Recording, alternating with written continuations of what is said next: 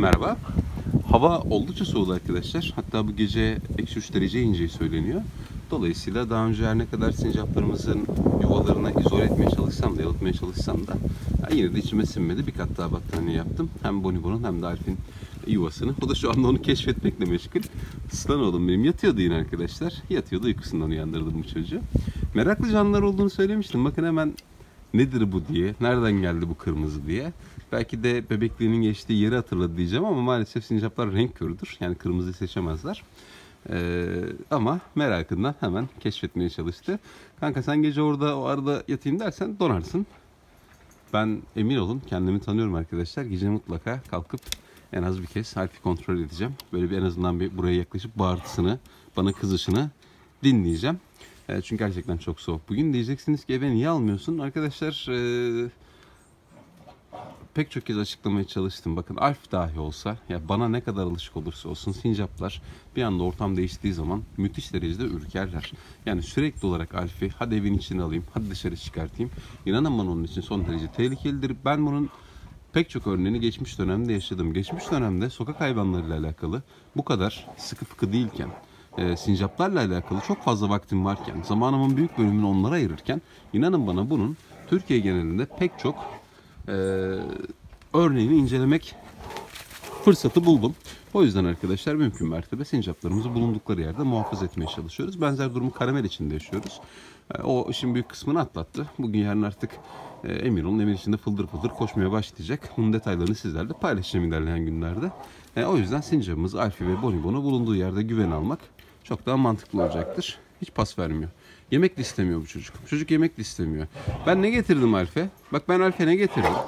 Ben Alf'e ne getirdim şimdi? Alf'in bakalım bunu da yiyecek miymiş arkadaşlar? Alf'le biz bugüne kadar pek çok şeyin tadına baktık. Hatta pek çok da eleştiri aldım. Bilip bilmeden videonun sadece başlığına bakıp sincap lollipop mu yer diyen insanlar oldu. Sincap elmalı mı şeker mi yer diyen insanlar oldu. Halbuki onlara biz vermedik arkadaşlar. Sadece sincaplar konusundaki mesajlarımızı insanlara ulaştırabilmek. Şimdi de sokak hayvanları konusundaki mesajlarımızı, Kadife'nin bu güzel bakışlarını insanlara ulaştırabilmek için farklı bir şeyler yapmaya çalıştık. Sincap yoksa kalkıp şekerli bir şey zaten yemez. Bunu videolarda da izah ediyorum. En fazla bir şeyin tadına bakar. O tadına baktığı kısım da onun için hayati bir tehlike oluşturmaz. Ama maalesef dediğim gibi sadece videoların başlığına bakıp eleştiri yapmayı seven pek çok arkadaşımız var. Neyi deneyeceğim ben? Ben özellikle internet sitelerinde inceleme yapmaya çalışıyorum. Bu köpek mamalarımızın içerikleriyle alakalı, besin değerleriyle alakalı. Çünkü kış geldi. Ya şu an kışı yaşıyoruz.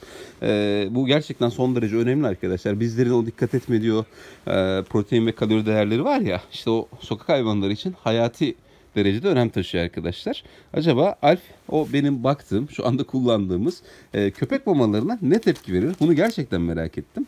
Bir bakalım Alf ne yapacakmış? Şu anda cebimlerimi karıştırmakla meşgul. Kanka bak ben sana ne getirdim? Ben oğluma ne getirdim? Anam. Bak. Şimdi Bonibon'un örtüsünü de aynı şekilde hemen yayacağım arkadaşlar güzelce. Kanka kaptı, cebimden kaptı, bak görüyorsunuz değil mi? Görüyorsunuz değil mi? Aynı zamanda hırsızdır kendisi.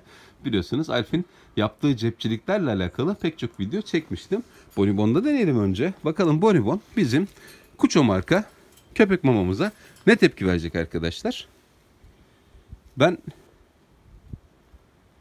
2 gün içerisinde İstanbul'a geçeceğim arkadaşlar. Uçakla geçeceğim. Yani neden geçeceğimi ben söylemeyeyim, sizlere sürpriz olsun. Sizler göreceksiniz. Hemen geri döneceğim tekrar. Geri döner dönmez Bonibon'u açacağım arkadaşlar. Havalarda bir nebze daha ısınmış olacak. Bonibon'un artık çok fazla tepki vereceğini zannetmiyorum. En azından öyle düşünüyorum. Dolayısıyla çıkartacağız. Hem kendi sağlığı açısından hem Alf'in sağlığı açısından daha iyi olacaktır diye düşünüyorum. Bonibon arkadaşlar yemedi. Ben de zaten bunu bekliyordum. Ama en azından denemiş olduk. Kankama Alf'e vereceğim şimdi. Anam ağzında da görüyorsunuz. Geziyor şimdi, nereye gömsem diye düşünüyor bunu. Aslan oğlum benim ya. Benim aslan oğlum ya. Arkadaşlar yeni geçeceğimiz yerde sizlere belki zalimce gelecek ama zaten ben buraya geldiğimden beri, ki buradaki mal sahibiyle ilk onu konuşmuştuk. Dilerseniz doğrudan kesin demişti. Burada gördüğünüz bu asmayı, aşılanmamış asmaydı. Ben buradan komple kökünden mümkün mertebe sökebildiğim kadarını söküp yeni yerimize de götüreyim. En azından ortamla alakalı bir farkındalık yaşamasınlar. Yani bir farklılık yaşamasınlar. Bir farklılık hissetmesini istiyorum. Alf ve Britney olsun, Bonibon olsun. Buradaki asmayı yine buradaki haliyle söküp öbür tarafa almak istiyorum. Sizlerin de bu konuda görüşünü alayım. En azından artık onu tanıyorlar. Onun üstünde koşturma koşullarına gidiyor. Ortamı benimsediler. Onların hoşuna gidecektir diye düşünüyorum. Anam benim ya. Senin var ya sanki biz yemeğini çalacağız. Kaçıyor da kaçıyor ya. Kaçıyor da kaçıyor ya. Maşallah benim oğluma. Benim oğluma maşallah. Şöyle alayım Alf'imi. Telefon geldi, videomuz bölündü arkadaşlar. Kusura bakmayın. Alp yemeye devam ediyor. Ancak arkadaşlar maalesef köpek mamamızı yemedi. Hatta son bir tane daha vermeye çalışalım. 3 parça getirmiştim. Ona da bir vermeye çalışalım Alp'e. Bakalım yiyecek miymiş. Böylece nihayete erdirmiş olalım arkadaşlar. Sincapların köpek maması yiyip yemediğini, bir nevi efsane avcıları gibi olduk. Ama hoş, sokaklarda insanların sincaplar köpek maması yiyor mu yemiyor mu diye düşündüğünü çok merak etmiyorum. Ama en azından içinde bulunduğumuz ortamda ben merak ettim. Yok. Evet arkadaşlar, gördüğünüz gibi yemiyor. Peki kadife yer mi? Kadife kuru köpek maması yer mi? Bu tilkiye kümesi emanet etmek gibi bir şey arkadaşlar. Ama biz yine de deneyelim. Aşkım, prensesim, gel bakayım. Benim kadife, ama kadife bu ne yapacak ki? Bu kadife yani oradan buraya bunu almak için harcadığı enerjiyi bu mamada bulamaz arkadaşlar. Kadife yani ne yapsın bunu? Ha, benim prenses kızım. Prenses kızım. Feri, sana vereyim. Feriştah'a vereyim. Al, al aşkım.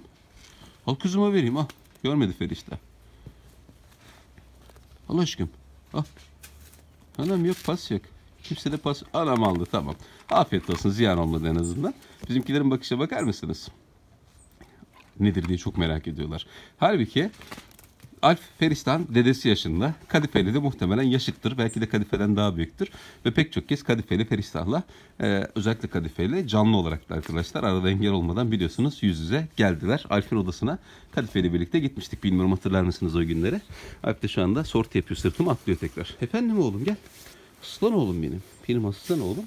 Bugünü atlatacağız arkadaşlar. Bugün çok soğuk. Ondan sonra zannedersem yılın geri kalan bölümünde bu derece hava soğuk olmayacaktır. Kankalar. Bir huzur verin bize. Bak çocuk ondan sonra sizi görünce artistleniyor, böyle bir oradan oraya atlayıp duruyor. Bir huzur verin bize. Kaptı gene. Bak gördünüz değil mi arkadaşlar? Ya maşallah bu çocuğa ya. Maşallah bu çocuğa ya. Lan benim aslan oğlum ya. İşte az önce bahsettiğim buydu arkadaşlar. Bu parkuru çok seviyor. O yüzden bunları asmaları almak istiyorum. Öbür tarafta çok yabancılık çekmez ve hoşuna da gider. Bakar mısınız şimdi tatlılığına, bakın ya. Biliyorsunuz pek çok videomuz var bizim Alf'le. Yemek yerken babasını tanımaz. Bu tecrübeyle sabittir. Kesinlikle kimseyi tanımaz. Yemek bitene kadar Alf şimdi uzaklaşacak. Gidecek, onu bir yere gömecek ya da çatır çutur yiyecek. Ondan sonra tekrar aramıza katılacak. Heh.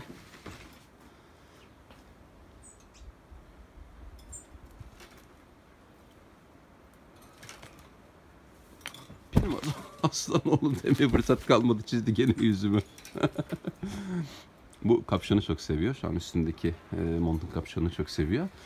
Geçen çıkmak isterken inanın girdi kapşona. Eski günlerde olduğu gibi. Böyle bir neredeyse gözlerim doldu arkadaşlar. Çünkü acil çıkmam gerekiyordu. O da burada vık vık vık vık vık vık vık. Kapşona direkt girdi. Ama yeni yerimizde ne yapacağız? Alf'le çok daha fazla vakit geçirebileceğiz.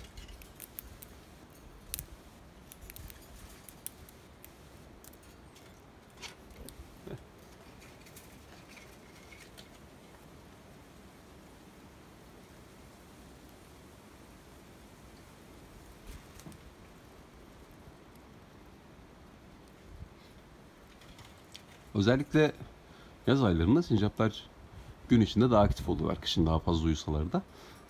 Yeni geçeceğimiz yerde mutlaka o canlı yayın kameralarını kuracağım arkadaşlar. Dileyen dilediği zaman, istediği zaman oturup izleyebilir. En azından ben de sağa sola gittiğim zaman o canlı yayın kameralarına evin dört bir yanını izleyebilirim. Kadife'nin bön bakışlarını da izleyebilirim. Bakar mısınız? Prensesim benim. Prenses kızım benim. Güzel kızım benim. İşte arkadaşlar benim en vefalı iki sevdiceğim. Biri Alf, biri Kadife. Hepsini çok seviyorum. Hepsi benim için çok ayrı güzel. Ama hepiniz biliyorsunuz. Yani saklamaya gerek yok bunu. Alf'in yeri çok ayrı. Kadife'nin yeri çok ayrı diğerlerine göre. Yani onların belki de bir sebebi hani ikisinin çok daha uzun zamandır benimle birlikte olması. Yani ikisinin de ayrı hikayesi olması. İkisinin de benim evimde misafir olmuş olması. Onlarla daha fazla vakit geçirmiş olmam. Muhtemelen bunlardır sebepler. Ama gerçekten ikisini de çok ayrı seviyorum. Efendim oğlum.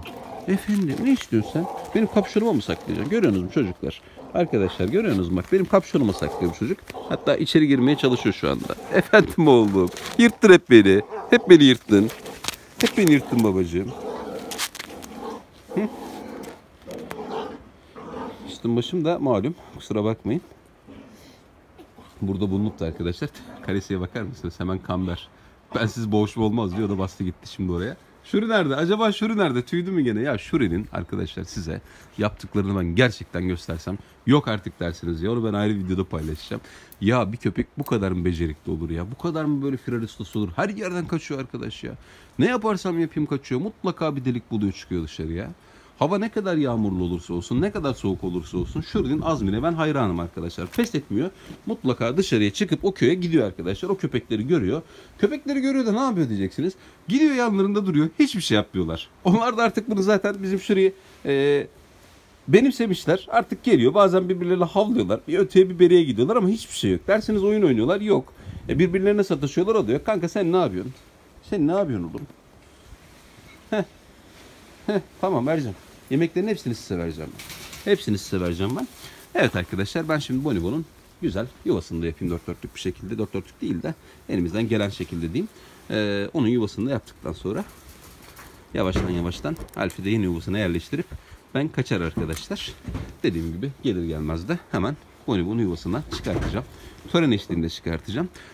Sizlerden gelen yoğun istek için eldivenlerimi giyeceğim ama bir işe yaramadığını göreceksiniz. Çünkü eldivenin bir tarafından girip diğer tarafından çıkıyor arkadaşlar Bonibon'un sırrı. Bunu ben geçmişte diğer sincaplarımız için de bolca tecrübe etmiştim. Çok bir işe yaramayacak ama en azından denemiş oluruz. Kendimizi bir parça daha güven almaya çalışırız. Gel Chucky, gel Alien.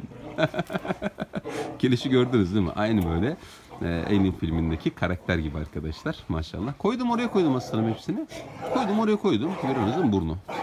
Maşallah çok iyi koku alıyorlar bütün sincaplar. Harfte olduğu gibi. Şimdi koydum mamasını hemen geldi oradan aldım. Aferin benim oğluma. Aferin benim oğluma. Şimdi dünya turu yapacak içeride.